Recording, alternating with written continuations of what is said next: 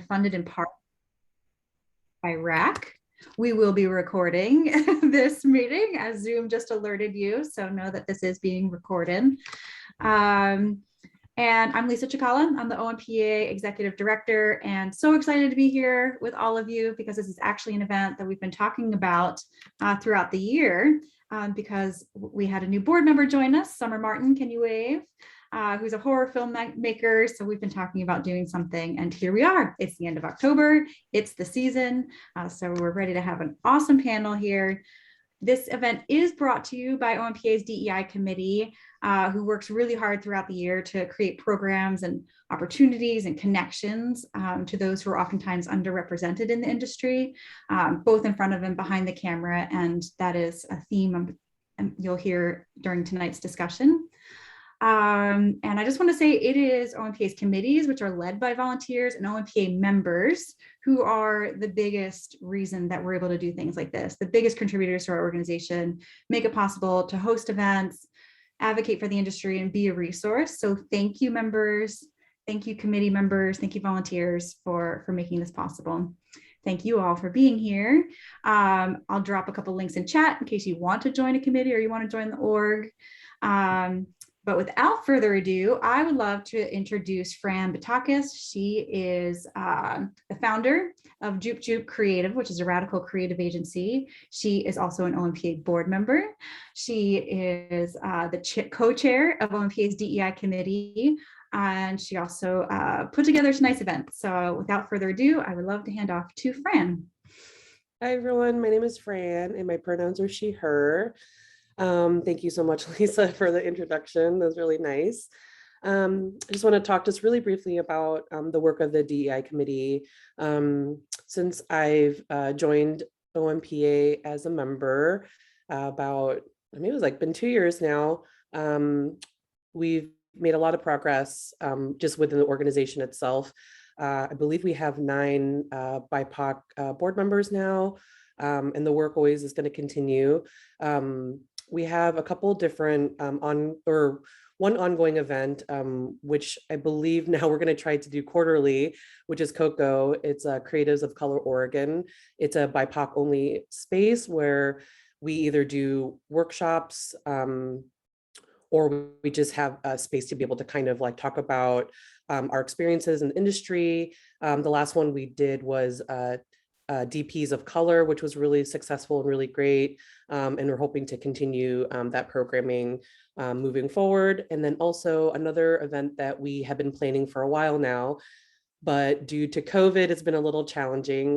We have a project called Cinecine, where we are going to curate 8 shorts from underrepresented filmmakers to do an outdoor projection screening at some point, hopefully in the spring. So keep your eyes out for that.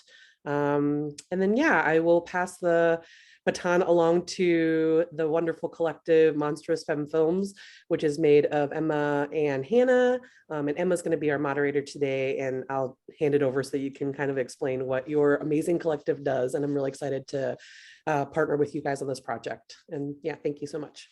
Thank you, Fran. We were absolutely thrilled and honored and surprised that you reached out to us and wanted to loop us into this amazing project.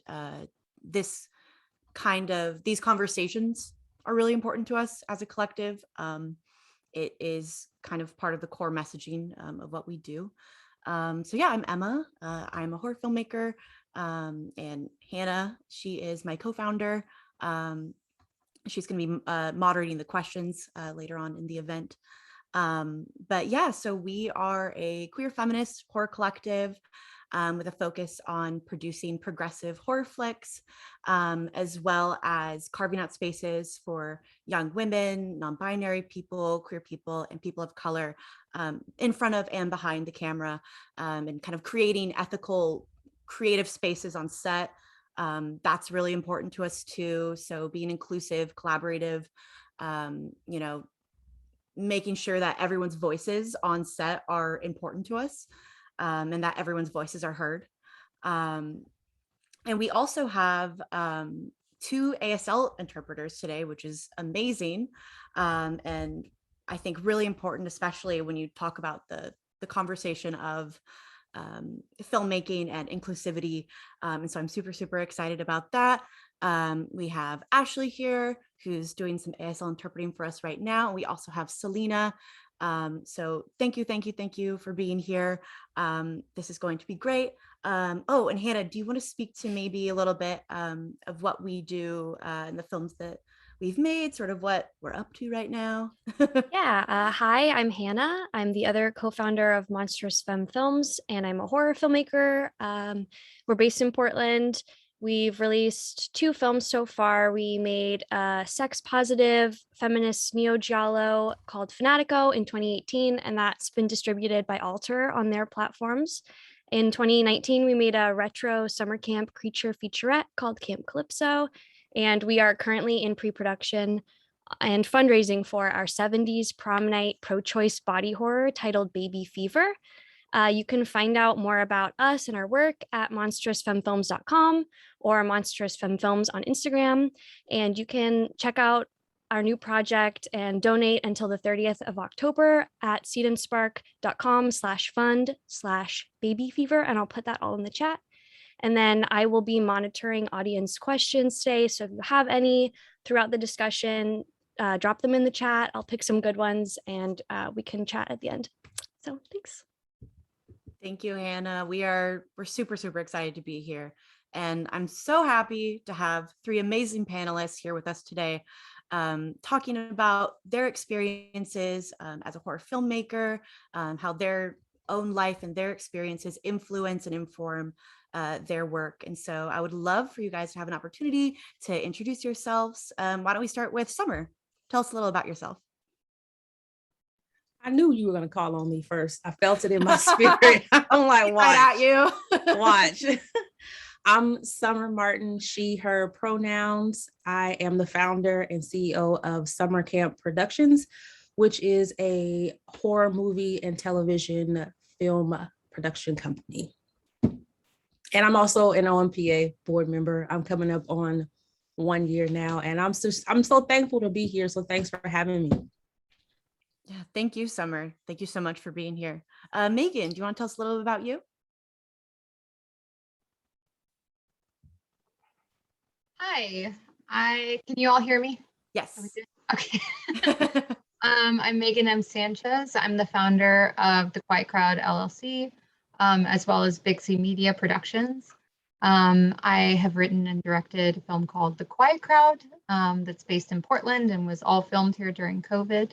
And I'm just excited to be here, honestly. Yes. We're so excited to have you, Megean. Thank you so much. Aaron, welcome to the panel. Hello. Hey. Sorry, took a second there. My name's Aaron Vasquez, he, him.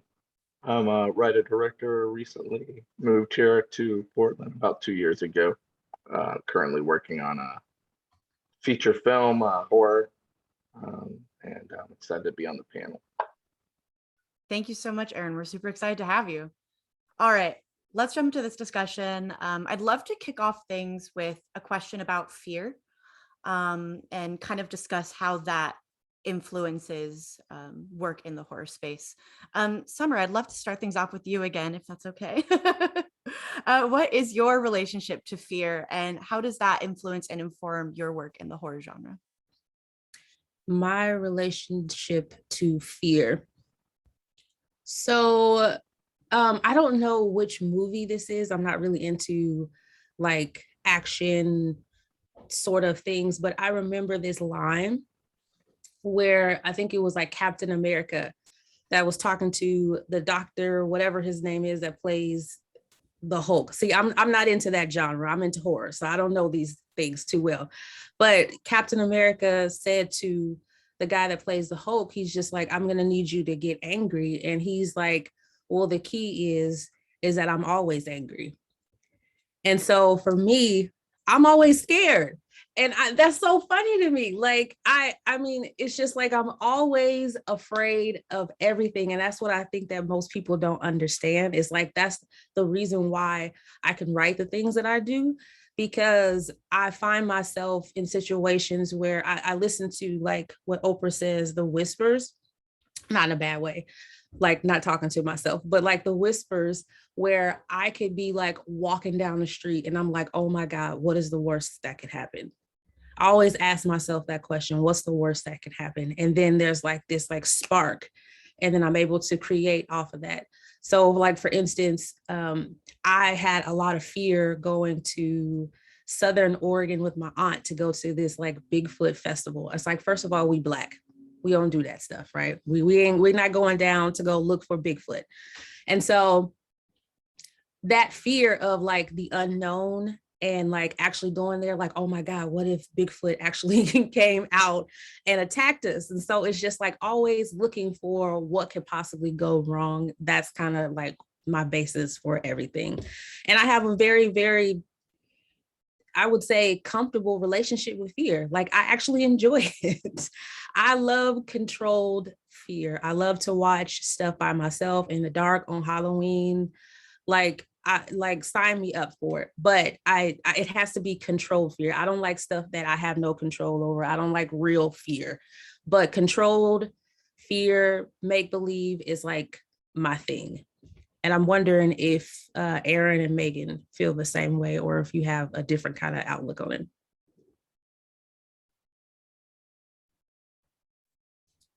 Yeah, I agree with that. That fear of the unknown, and also like traveling places that you're unsure of, and you know, you never know what kind of people are in certain areas, and that's always scary for, I guess, you know, marginalized people. It's a little scary.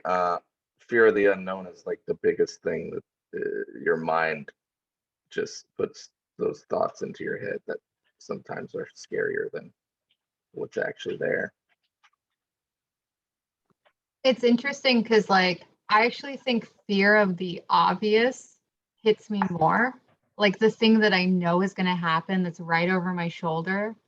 I tend to write a lot about that, and like that whole, you're walking down a street, right?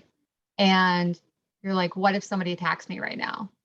And you're in a bad part of town and you know they're probably going to. That to me is like fairly obvious. And that is where I think horror hits me the hardest, because those obvious things make you laugh, but they're also like scary everyday to day life, you know? And so I tend to lean more towards like psychological horror stuff. But yeah, I love everything you're saying right there. That was honestly, that hit home for me as well, thinking about how fear can kind of like feel relatively relatable. So sometimes when you see a horror film and it's a fear that's very much based in reality, or to a degree, even if it's like maybe metaphorically based in reality, so not really based in reality, it sort of makes me think about how horror can sometimes be kind of cathartic. Do you guys find that the horror genre is cathartic for you?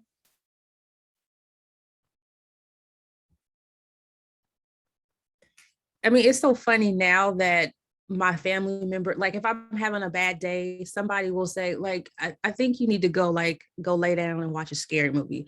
Like that's literally what they tell me to do now, because they know me so well. And it's a way for me to like disappear into a story and have my awareness so heightened on what I'm watching that I'm not really paying attention to who pissed me off that day at work, or what's going on in my personal life, or whatever the case may be. Like horror literally has helped me through a lot of stuff. I've learned a lot about myself just by watching it.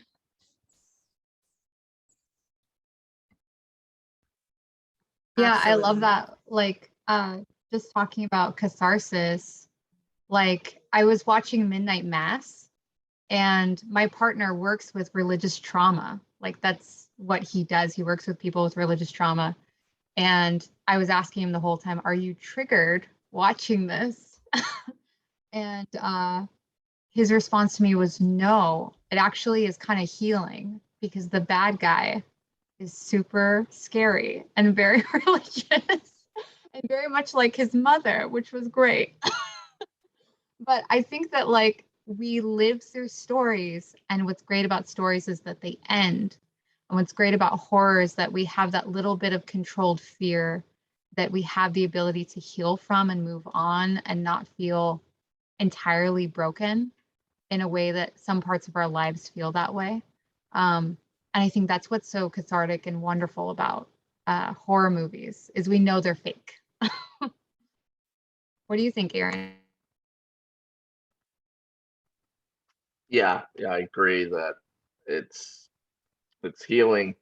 You know, a lot of sometimes you want to watch that horror. I've been watching horror since I was a little kid, but it's always made me like wonder, and it's just been the genre that I've felt comfortable, like safe watching. I don't know. I don't know. I really like that it's like a healing aspect that you talked about almost. Absolutely. Yeah, I think that our life experiences very much inform our work, and I'd love to talk a little bit more about that specifically, and just kind of the connection between the two, and that sort of based in reality, and maybe even beyond fear, but how you move about in the world. And Megan, maybe I'll throw this question to you. What themes are present in your work and that you feel are maybe connected to your unique life experiences, and if they are?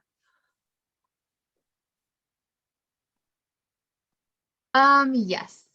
So the last film I did, The Quiet Crowd, is mostly about sexual assault and rape and how we talk about those things in the horror genre. Rape and sexual assault are so common in movies. They're almost as common as a character taking off their glasses and suddenly becoming a bad guy. It's just this like commonplace where the character is pushed forward, nothing happens. Oftentimes it's like a piece of the story where a character is punished in some way. And it's kind of always bothered me as somebody who has dealt with these things in my own life. And so as like a filmmaker and a writer, I write a lot of stories where the main characters live through the trauma, but also they have a full trauma arc. And when I direct those stories, I oftentimes think, who am I directing this for? Like, who is going to watch this movie? Is it going to be someone like me? Are they going to feel triggered? What does that camera angle feel like? Do I want them to feel scared here, or do I want them to walk away feeling like they've been healed in some way? And there are more movies, coming out about these similar themes. But for me, as a victim of both sexual assault and rape, I feel like they just missed the mark, because a lot of those movies coming out, I feel like they're trying to explain something we all know is really terrible and not permissible in any way to an audience that already knows it's really terrible. And that's not the horror of it. The horror of it is living through it. And so like life imitates art. I work on set and off set doing a lot of advocacy work.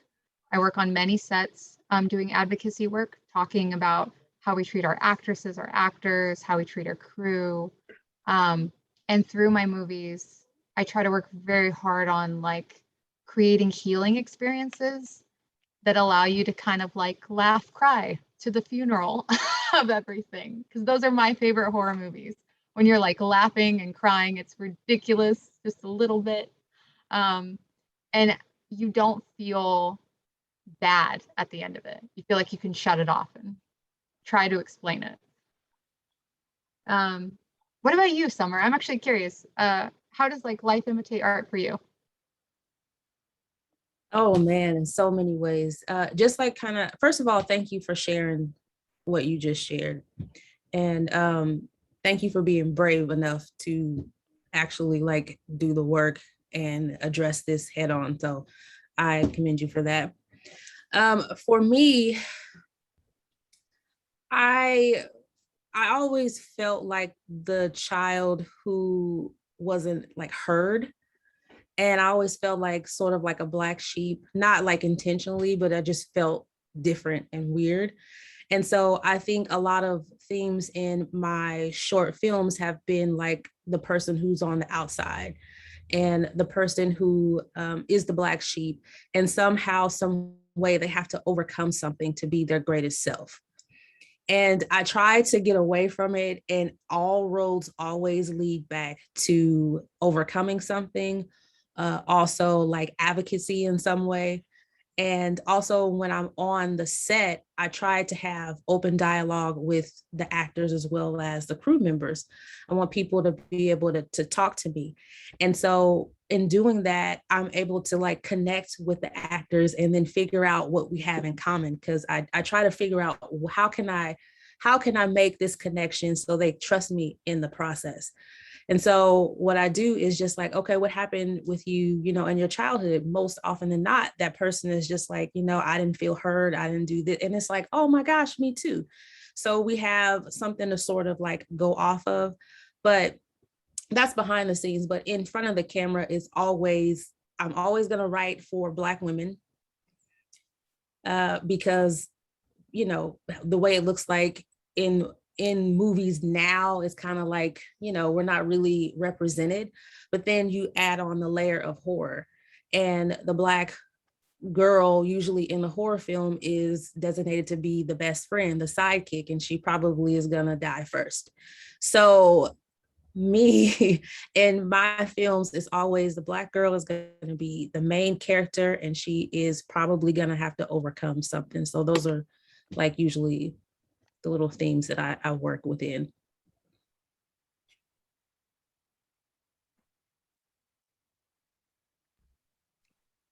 Did you want to say something, Aaron?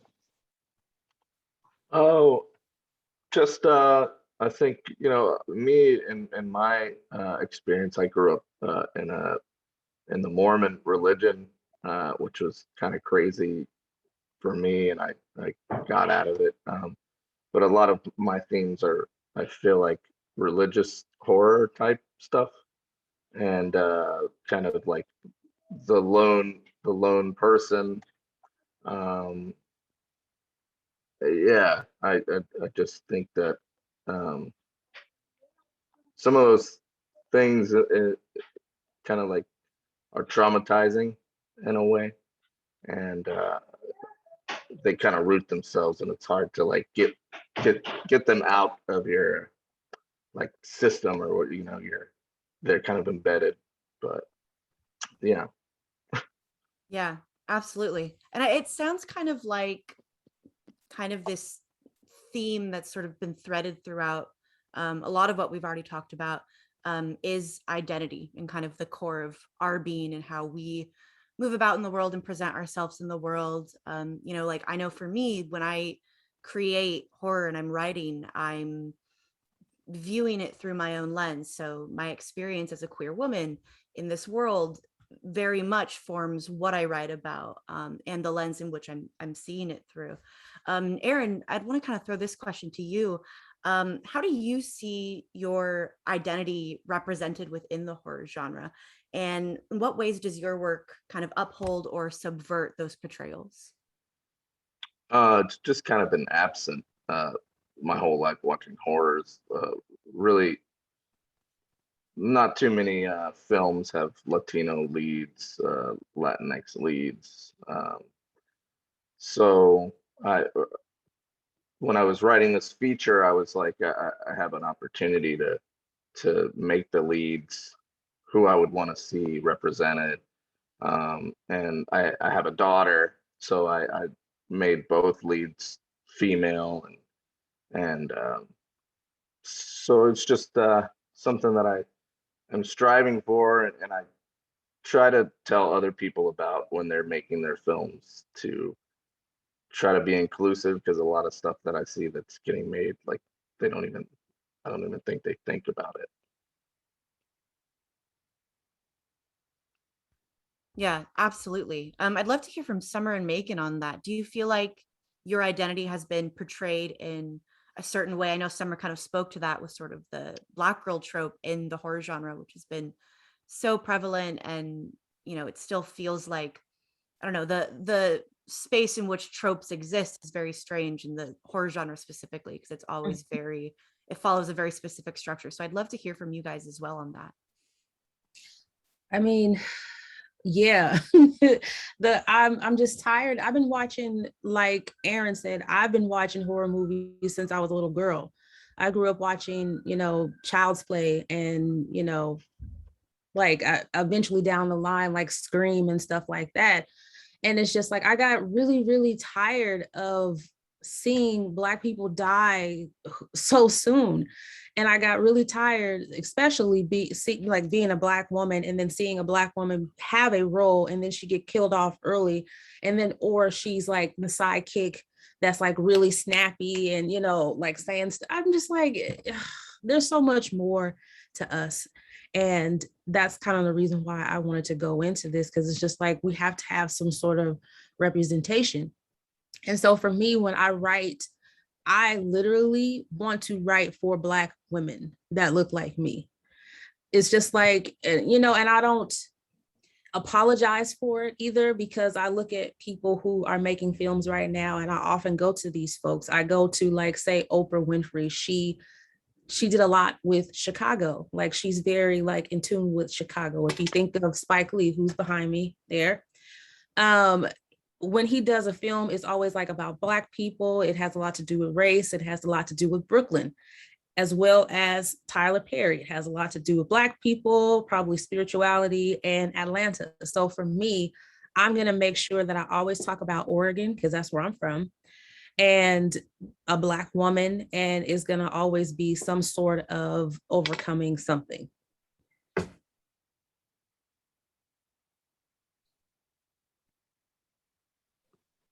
Yeah, I mean, I kind of do one of two things. One is that, like, I always feel kind of like a weirdo. Like, I come from two completely different cultures. My dad's Taiwanese, my mother's Mexican, and I'm very pale, so very white passing. And my name is Megean, of all things. So I really try to not just like think of my characters, but develop them as they're being told. So like the filmmaking process, I try to make sure that there's a very vast group of filmmakers on every set I'm on, which is why I do a lot of producing for a lot of different filmmakers. I try to put my writing in a lot of different hands, because I want to make sure that whatever I'm writing doesn't like speaks to me and who the people I want to, to be looking at my stuff and be feeling what I feel. We're all writing for ourselves in some way, but also like thinking about. Sorry, I'm on set right now. I'm on a film set like right now. Anyways, so I try to like really like do representation at every single level. And I also try not to speak when I'm writing. And I dealt with this with Quiet Crowd, because Quiet Crowd is about Portland and it has a very vast cast. But a good portion of the cast is about whiteness in Portland. So I had to like be very intentional about what I was saying, but also what I wasn't going to say. And instead decide, hey, I'm going to really focus on like this character and this cast. And then I'm going to put my money where my mouth is. And I'm going to produce other filmmakers' work who are maybe saying better things than I could ever even dream or hope of saying, because they have more personal experiences than I do. And doing that feature changed the way I thought about filmmaking and the way I thought about representation. And I think that there are many different ways to do representation. And as a filmmaker, as a writer, it's important to be like brutally honest at all times. We write for ourselves. We're super duper honest. We're brave as possible. And we put as much representation in every single level, the writer's room, the crew, the cast, every single level. And I believe that's how we change film. So that's my TED Talk. What about you, Aaron? What do you think? Oh, I agree. Yeah, it's all the way from in front of the lens and behind it. I think it's our responsibility to make the change happen, and give people who might not have had opportunities to do certain things that maybe they didn't even know that they wanted to do. And when they see other people doing that or acting in those roles, or it just creates new people with those dreams. Yeah. Yes, absolutely. Oh, sorry, Megan, did you want to say something? Oh, I was gonna say one last thing, and that was also because Summer said something about like talking with your actors about like their like what they felt about their characters and about like otherness. And doing Quiet Crowd was such a unique experience because it is about whiteness, and a good portion of our crew is, or our cast specifically, are like the people from the movie.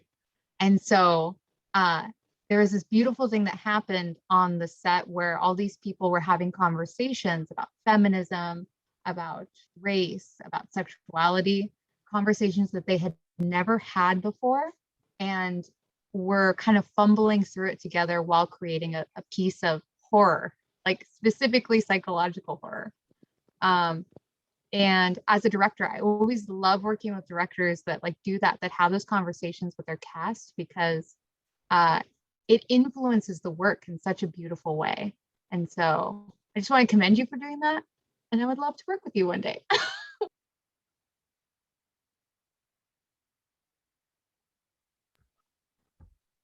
We'll talk later. Oh my gosh, I'm so sorry. I feel like I keep jumping in right when you mean to say something.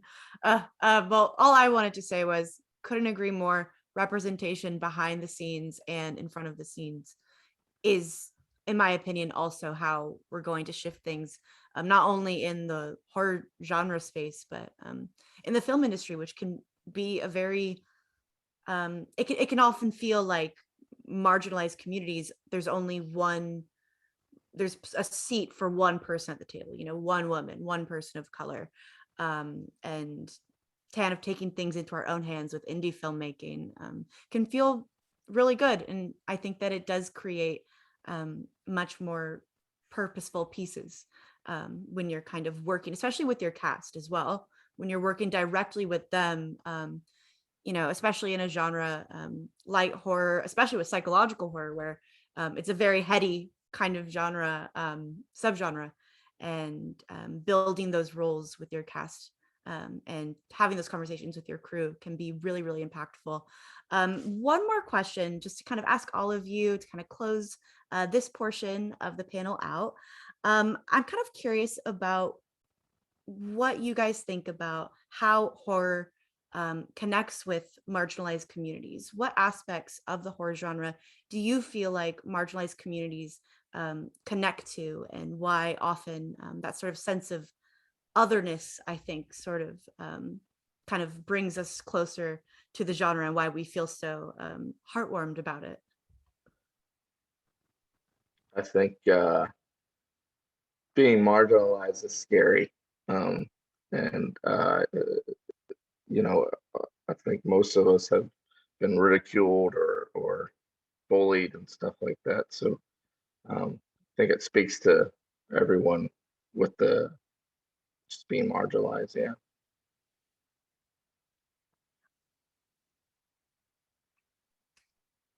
I mean, even with, well, see, I'm different. I'm Black. A lot of people in my culture, they don't mess with horror, right? And it's like, for me, when I like walk into a room and I say I'm a filmmaker, and then folks ask me, oh, like, do you do comedy? Do you do drama? And I'm like, no, I do horror. And it's like, oh, that's demonic, so it's just like, it's kind of the same like in real life, like, and not in such like exaggerated ways, but it feels very other to me, because not a lot of people like horror, appreciate horror, and they're scared to death. So they just sort of stay away from it. And I think it sort of mirrors like real life, in my life, being a Black woman from Oregon. I have stories, y'all. Y'all laughing because I have stories, but yeah, it's like the same thing. It's very other, that feeling of being misunderstood, or like just, people, they don't want to understand. So just tell them, get your ass. My computer froze for a minute. Emma, will you repeat the question, please? Now I'm muted. Now I'm frozen. I was kind of curious about how do you view, the connection between horror and marginalized communities? Why do we feel drawn to the genre? I mean, I think honestly, Aaron and Summer said it really well, which is, that idea of otherness is both a universal idea, but is also a very, very original, like secure, personal idea. And I think that like everybody loves their own genre of horror. I'm a huge fan of like psychological horror. I'm a huge fan of like ghost stories are my jam. Love ghost stories. And part of that is because I know what it is to like feel unsafe, like something's breathing down my neck. And that is both a universal feeling, but also in those movies where those universal feelings are represented, I'm not represented almost entirely. And it's really difficult to watch them because I love the story so much, but I walk away from it feeling icky and uncomfortable and feeling awful sometimes, as much as I love the story. And so I think that we're drawn to the movies because we understand that feeling, and we're frustrated because we feel like we don't have characters like us. It's just not there. And I think that's changing with wonderful filmmakers coming out, but piece by piece, we're going to change the whole film industry. Absolutely. Together we got it. Yes, please. You guys are amazing. Thank you so much for being a part of this panel. I feel like I learn something new every time I talk to someone new in the film industry. I love conversations like this, especially in the horror space, because I think that there is so much to shift in film in general, but horror is such an interesting platform to do it through, to kind of create that catharsis too, that I think people can learn a lot from when they kind of watch your work, and maybe understand your experiences a little bit better. So thank you guys so much. I would love to view a little bit of work from you guys, and we can move right into viewing everyone's trailers. Summer, would you want to kick things off? See, this calling me out first, man. Come on. Well, okay. I am wrapping up a short film. It's called Swipe Left. And I actually pulled from one of my own experiences. I had a blind date and I met this guy online, and I didn't tell anybody where I was going because I thought I was grown. Can't tell me nothing. I'm going to meet this guy. He's so fine. And it was like the worst date I ever had in my entire life. And then I made it home and I called my cousin. I'm like, girl, you can't believe, girl, I got to tell you what happened, all that stuff. And then I started thinking, like, the question, what's the worst that could happen? And so for Swipe Left, I started to write about this Black woman who is like so frustrated with being single, and she wants to meet this guy in person because he is like everything that she's ever wanted, and he's actually lying about who he is, and she ends up ignoring all of the red flags and going to meet him, and it does not end well. So instead of swiping right, swipe left.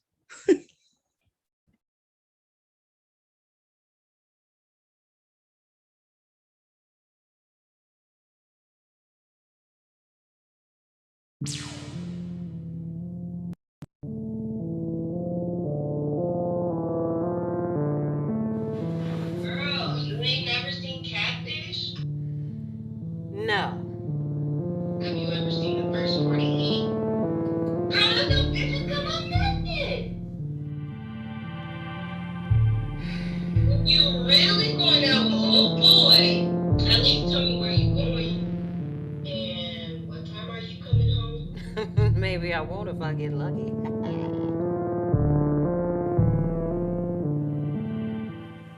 Hold on.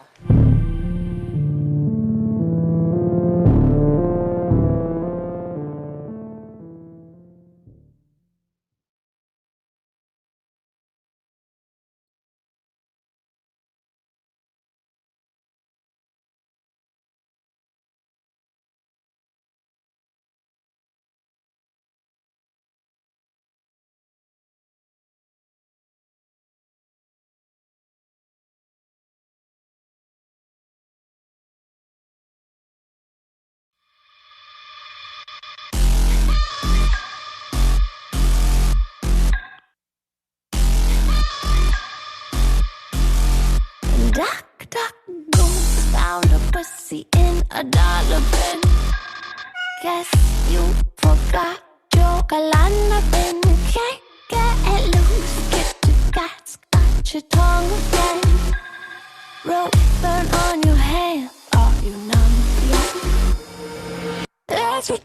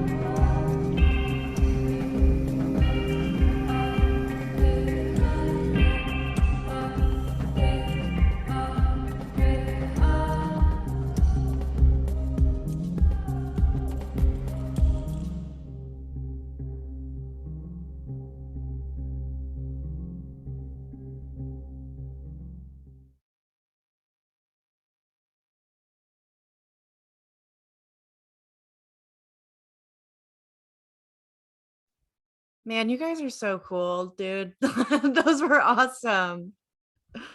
Thank you guys so much. So following Summer's trailer, we saw Megan's trailer and also Aaron's reel. Before we move into audience questions, did either of you want to say anything about your work that we just saw?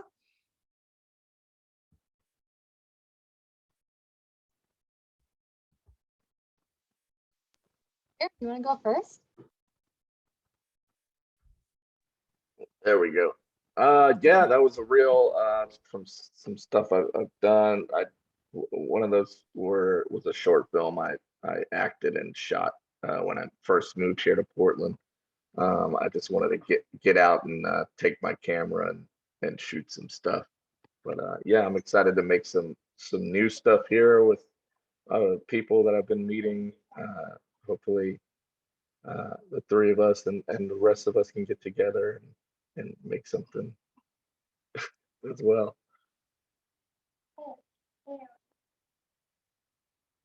Yeah, that was a 30-second trailer I did kind of mid filming The Quiet Crowd. We filmed over the course of a year during the entire pandemic. And we actually started in the middle of the Portland fires, down the street from all the protests, which is pretty intense. The film is honestly about Portland. It's both a love letter and a critique of the Portland art scene. Yes, sorry, I am on a film set. You're totally fine. We can hear you perfectly clear. It's okay. It's just an immersive experience, just being very much in the moment. Yeah, I'm literally on a farm in Salem right now, like covered, like my boots are covered in mud right now. You're living your filmmaker truth. It's what we love to see. We're just getting an inside look into your life. All right. Well, I think we got some audience questions, and I would love to hand things off to my lovely co-founder, Hannah, who's going to be asking you guys some questions that we got from the audience today during our discussion. So Hannah, you want to take things off? Yeah, so we got several questions from the audience and then some from Twitter. So let's see how many we can get through.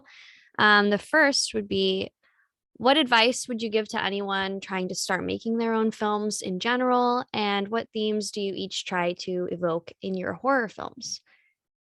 So if anyone wants to take that first, or I can call on someone.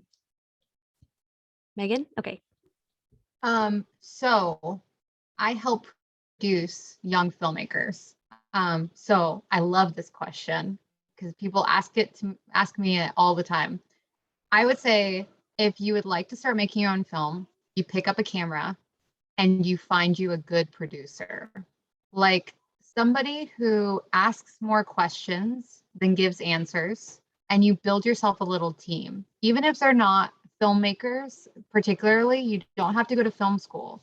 Just have something to say and run with it, because all the technical things can be learned, like all of the spreadsheets, everything, all the contracts, they can be learned, they can be taught. But if you have something to say and you build yourself a team where you trust each other, where you ask more questions than give answers, and where you're all careful, conscientious, and kind, you can create anything. If there's safety on set, you can make anything. So that would be my advice.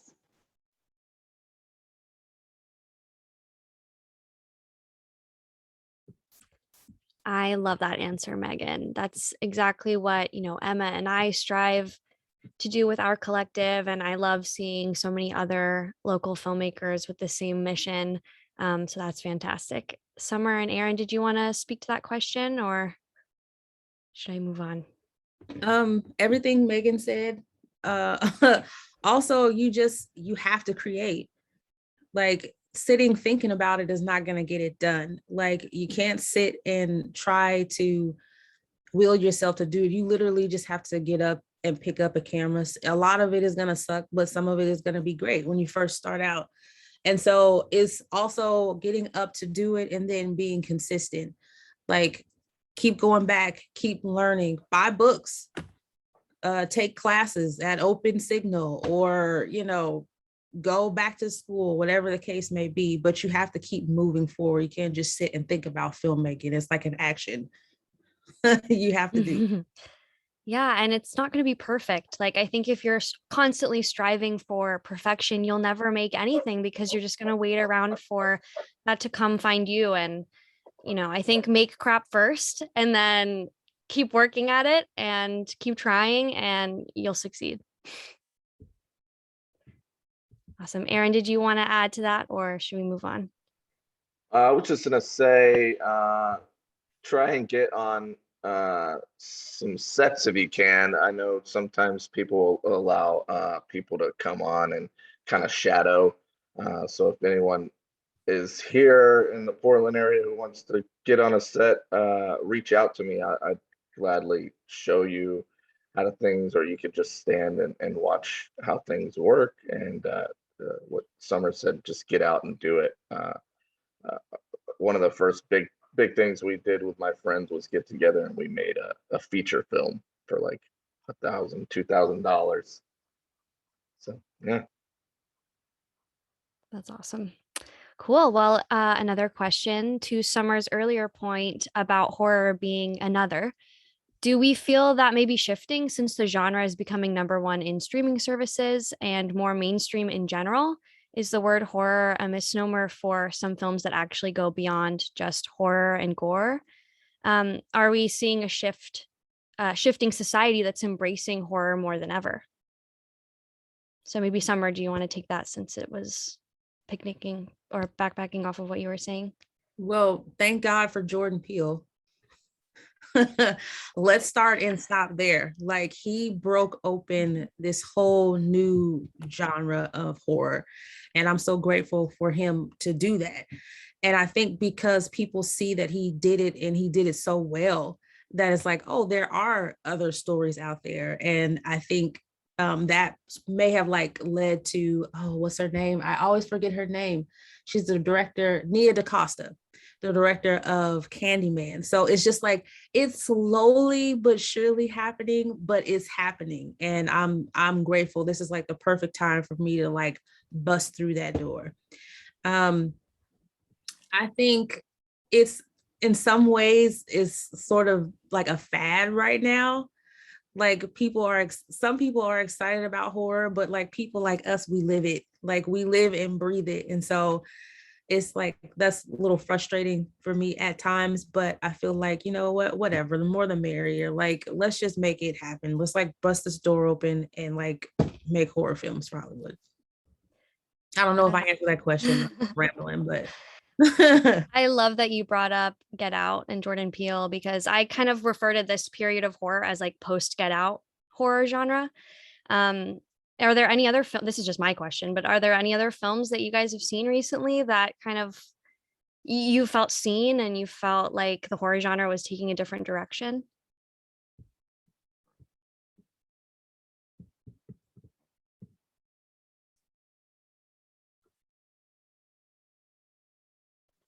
That's hard to say because of this. It always falls a little short in my eyes. Like, horror, we're talking about people being hurt, right? We're talking about people being injured or killed or abused in some way. And it is just recently then that filmmakers who are women, people of color, you know, have LGBTQ have started creating work. And it's just recently that we've started to talk about the gaze of the other, or the female gaze, which is still all up for debate. So I feel like sometimes we kind of tread this line between what do we want to say and what are we saying for others? And like, also like, what are we like pushing hard on where we don't need to? Because in my humble opinion, I still think the horror genre in terms of Hollywood is still writing for white men. And so films are always a lot more grotesque than I think they need to be. So there are like great movies out, there are great series out. I really love them. Obviously, I just watched Midnight Mass. I thought that was great. But at the same time, there were pieces where I was like, if somebody else wrote this, I would be flabbergasted. And I know it would have been told slightly differently. And I would absolutely love it. But because there's not that careful, conscientious, extra thing, it falls short. So not ragging on them. I'm just saying. That's my personal opinion. Right. We're moving in the right direction, but we're not quite there yet. And the more underrepresented filmmakers are being given opportunities, the more, you know, inclusive stories will be told. Yeah. Yeah. Aaron? I mean, oh, sorry. No, Yeah. Go ahead, Megan. Sorry. I was just going to say one last thing. The thing that I hear all the time on film sets are all the stories have been told that are ever going to be told. And I always feel like that's absolutely ridiculous, because we've only heard mostly stories from white men over the course of the last 100, 200 years of filmmaking. So I think things are changing and I want to see other people's stories. It just hasn't quite happened yet. It is happening though. So it is exciting. Not there yet. No more remakes. Okay, cool. Another question. How do we be sensitive about addressing the traumas that scarred us through our films, but not have the viewing experience itself be scarring for others with similar trauma? So this is really interesting because that's kind of like what Megan was talking about with the quiet crowd. So Megan, do you want to take that one first? Yeah, I mean, I'll speak. I think that is like a personal decision on the filmmaker always and the writer. But also, I think that with the quiet crowd, because there is a rape dead center of the film, I made sure that the character had the full ability to fully grieve the story. And in terms of what was being shown in the film, we actually chose to show it more like somebody who had gone through war, what they would feel like.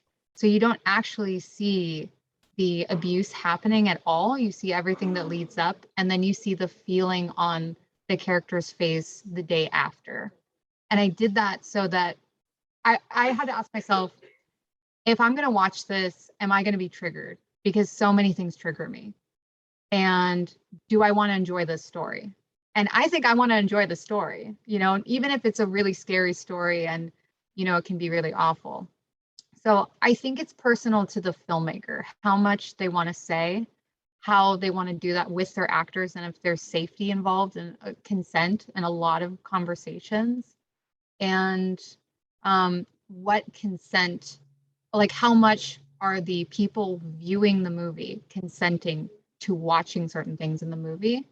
Because like abuse, especially sexual abuse in filmmaking, is almost like never advertised. It is an afterthought, like somebody blowing their nose on a movie, and it always bothers me. So I wanted to make sure that was advertised in like the film itself. Summer or Aaron, do you want to comment on that? Sure. Swipe Left, my short film, was originally supposed to be in VR. And when I showed a couple people who work in virtual reality, they're like, this is too much. Like, I don't think this is a good idea for this story to be shot in VR. It'll be too real and too traumatic for the viewer. And I was pissed off because I'm like, no, I wanted to be in VR. I wanted to do, that. But then I had to think about it. Like, they're saying this for a reason. And then, going down the line in the story, there is a part where the character is going to get kidnapped pretty much. And I had to take some parts out of there because I don't want to, it's already a traumatic story. I don't want to have to go overboard to sell it. Like, I don't have to do that because the story literally speaks for itself. So it's like, you just have to make a decision as the filmmaker. What do you want to put out there? Like, it could be traumatic. And then there was a lot going on with like, I can't remember this series. It came out, everybody was talking about it. I think it was on like Amazon or something like that. And they're like, why are you making stuff that shows Black people being traumatized? And I'm just like, wait a second, this is a story about a Black girl who goes out and ends up missing. You know how many, like thousands of Black women go missing every single day or like every single year? This story has to be told, but I don't have to make it in a way that's super, super traumatic for the viewer. There are some things that you put in and some things that you can take out.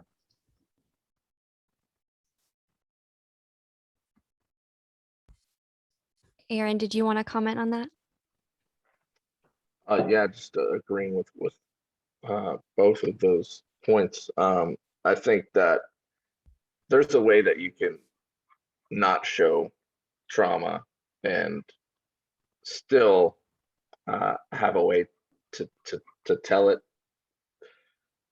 in a way where you understand what's happening, and that's almost on that fear of the unknown, which you don't see. It allows your mind to put whatever there that you could imagine. That way you're not like witnessing that trauma actually happening, because that can be triggering for some people, depending on what the situation is. So I always kind of keep that in mind. Like, you don't need to see certain things happen.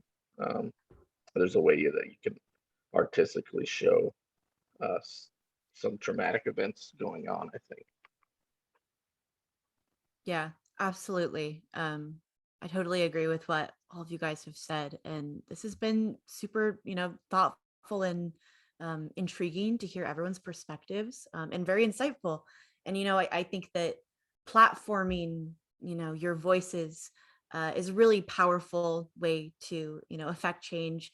People can go back and watch this and maybe learn something new or hear a perspective that they didn't think about before. And I think that that's really awesome and cool. And I really appreciate you guys for being here. This has been super fun. And thank you to everybody who helped put this together. And thank you to our ASL interpreters for being here this whole time and doing an amazing job as well. This was super great. I don't know what else to say because you're all just so cool. And I could like talk about how I want to like hang out with you guys and talk about horror for 3 more hours. Let's figure that out. Yeah, let's do it. That's, watch party next. I don't know. Yeah. But Fran, do I want to maybe toss it to you now? Yeah, Close it all sure. out. Cool. Yeah, and I just want to say thank you again, Emma and Hannah, for helping to moderate the chat and also moderate the whole panel discussion. I was really excited to work on this event because Sommer and I have had some conversations around, feeling sometimes like you're just like a comet, on a comet riding out into space by yourself. And, I think the whole point of putting this together was to, honestly connect with other folks who do love horror and build that community. And I'm wearing this badass Hellraiser shirt today. I love horror. I was really lucky to grow up in Chicago to immigrant parents that did not know how to keep tabs on me. So I was renting all kinds of stuff that I probably shouldn't have been watching from a very, very young age.